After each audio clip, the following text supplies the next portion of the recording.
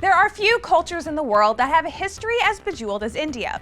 With over 5,000 years of gemstone and jewelry making history, gemstones have always been special to the people of India. They're believed to have spiritual and metaphysical properties, giving them significant symbolic weight, especially when worn during lavish wedding ceremonies. India and the surrounding areas are famous for producing world-class gemstones, and today we're going to look at a few of them, as well as their cultural significance. Let's get started. We begin with corundum. It comes in a variety of colors, but I really want to talk about the red kind first, ruby. India is famous for its rubies. The Hindus used to call ruby Ratnaraj, the king or leader of the gems. In fact, much like early Indian society, the rubies were actually separated into castes based on their overall quality and flawlessness. Rubies of the upper caste could not be mixed with inferiors or they would be contaminated. Lighter colored rubies were seen as more appropriate for women, while the darker hued specimens were more appropriate for men. But as far as Hinduism is concerned, they all came from the same place. In fact, most gemstones share a common origin, and boy, is it a wild one. According to Hinduism, many gemstones came from a demon named Vala. He was up there in the heavens doing how demons do and causing a general ruckus. He even went as far as to steal cows from the gods. In Hinduism, that's a line you just don't cross. Mahatma Gandhi once said that the most important outward manifestation of Hinduism was the protection of cows. It should go without saying that if you want to stay on the gods' good side, don't touch their cows. But Vala did just that. He's a demon, and the gods were furious. They stretched him out and carved him up, dismembering him. But as we all know, you can't really kill a demon. They don't die, they just kind of become something else. As his viscera came raining down from the heavens, his very blood turned into the seeds of rubies. His teeth became pearls and nestled into the shells of clams and mussels. His intestines likewise fell into the sea, turning into coral, ew. His fat became jade, his bile became emeralds, and his bones became diamonds. His eyes and skin became blue and yellow sapphires, which leads us to the next stone I want to talk about. Sapphire is a corundum like a ruby, but it gets its blue color from titanium, while chromium is what makes rubies red. India is renowned for its variety of sapphire in all sorts of colors, and with various inclusions and visual phenomena. Some of the best sapphire specimens in the world come from an island off the coast of India called Sri Lanka.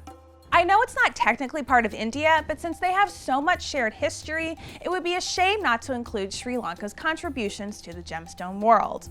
And despite the island's size, it produces a lot of the good stuff. There's a notable kind of pink-orange sapphire originally found there called Padparasha sapphire. The name comes from the ancient Sanskrit words for lotus and color. Perhaps the most famous sapphire to come out of Sri Lanka, though, is the Star of Adam. It's over 1,000 carats. If you want to learn more about it, click here to watch a video where we cover not only this monster sapphire, but also the largest ruby and emerald ever found. On a slightly smaller note, but still third largest in the world, we have the Star of India, a sapphire with a weight of 563 carats, and you can guess where it was found. Nowadays, though, it lives in the American Museum of Natural History in New York. It's cut en cabochon and displays a remarkable phenomenon known as asterism. There are small, crisscrossing, needle-like inclusions of rutile that follow the crystal structure of the sapphire. When viewed from overhead with a single light source, a fantastic six-rayed star can be seen on the surface. It almost feels like your eyes are playing tricks on you. That, combined with its sheer size, is what makes the Star of India so valuable. In fact, almost too valuable. On October 29th of 1964, the Star of India was the target of a good old heist. A trio of men came into the museum during open hours and unlocked a bathroom window which they used to gain entrance to the place after lights out. That's when they found out that not only was the sapphire the only stone in the collection with an alarm, but the battery on it was dead. Wow. Come on, guys, you had one job. Man, the 60s were wild. Anyways, those guys made off with almost $500,000 worth of stones, including the DeLong Star Ruby from Burma and the Eagle Diamond from Wisconsin. Thankfully, the Star of India was eventually recovered, along with most of the other gems. And hopefully some batteries were replaced. We've got one last stone to talk about, and it too switched hands in a rather interesting way. You'll see.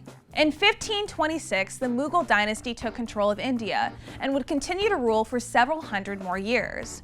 During that time, up until 1725 at least, India was the world's only source of Vala's skeletal remains, or as I like to call them, diamonds. One of the most famous Indian diamonds of them all, second only to maybe the Hope Diamond, is the Kohinoor.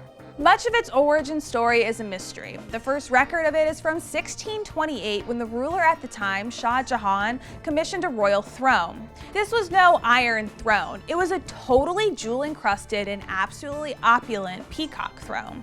It had emerald supporting columns, multicolored peacocks up high, and a tree between them made of rubies, diamonds, emeralds, and pearls, or blood, bones, bile, and teeth. Ew. The peacock throne took 7 years to complete and featured the koh-i-noor diamond and the famous Timur ruby. Spoiler alert, it's a spinel. Shh. Fast forward about 200 years, and Nader Shah of Persia invites himself over, sacking the capital of Delhi and taking the Mughal treasury for himself, including the peacock throne.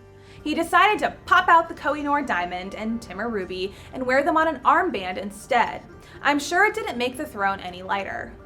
Boy, I would hate to try and get that thing through customs. Luckily, he didn't have to. He just used 700 elephants, 4,000 camels, and 12,000 horses. That's a lot of loot.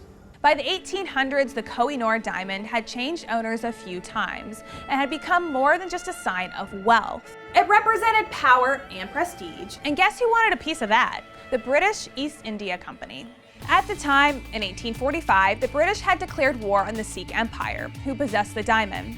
After a close battle, they were able to march on the capital uncontested. Their timing couldn't have been better. The Sikh Empire had seen 4 changes in leadership in 4 years, and as a result, the Maharaja was a 7-year-old boy. But since he was a child, his mother ruled for him as regent. All the British had to do was swoop in, exile his mom, and ask the young Maharaja to sign on the dotted line.